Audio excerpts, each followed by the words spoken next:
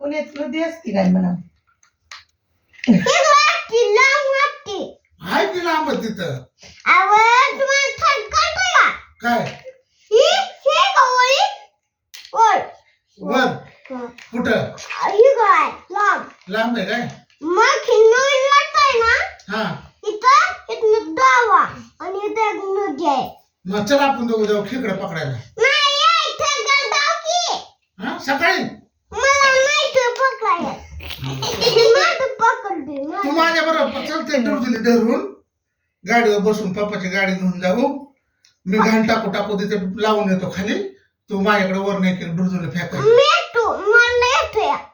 येते का तुला पण लावाय किती किलो पकडतो खेकडं तू मासे पकडतोय किती किलो पकडले आतापर्यंत 2-3 किलो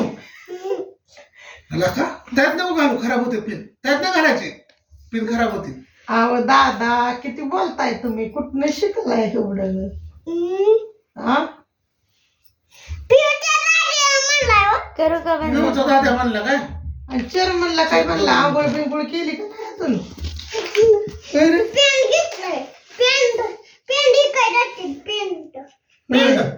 गायची खायची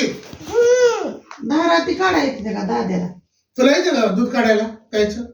मग कधी शिकणार आहे तुझ्या म्हशीचं ती माझी म्हैस गेला का रेडी आला का मी घेतली गेला का मला मला दूध खायला घेतली इथे आल्यावरती हा मग ठीक आहे तू काढून देत असेल तर मी खाते बाबा दूध का हा लय दिवस राहू किती आंघोळ्यापर्यंत राहू इथं जरा 5 दिवसच राहू फक्त 5 दिवस म्हणजे 5 आंघोळ्या मग चालते का दादू आता ना दादू ओके एवढे चांगले होतात मग एवढे दिवस राहतो आम्ही ओके एवढ्या म्हैस आपली दूध कधी देते अजून 4-5 दिवसांनी हा उद्या देणार आहे उद्या नसते तिला अजून 2-3 वर्ष लागतील तिला दूध द्यायला दाद्याला रडत होता काय तू आजी पुण्याला आहे मग मम्मी तर म्हणायची की रडतोय दाद्या सारखाच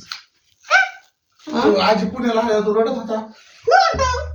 मम्मी कशी म्हणायची मग म्हणजे ते तापल्या राजा तात्याला तापाला आजीच्या हातून काढतोय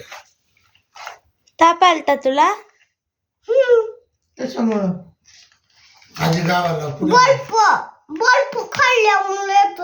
बर्फ खाल्ला होता कुठला मग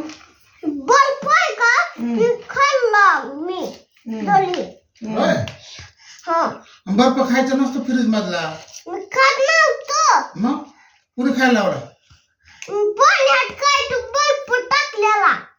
कुणी कुठल्या बाईनं आमच्या बाईने कोणी परीने टाकलं होतं परीला बाय बसते हा बर बस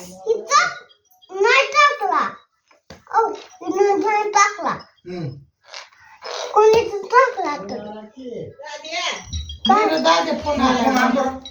पुन्हा चालाय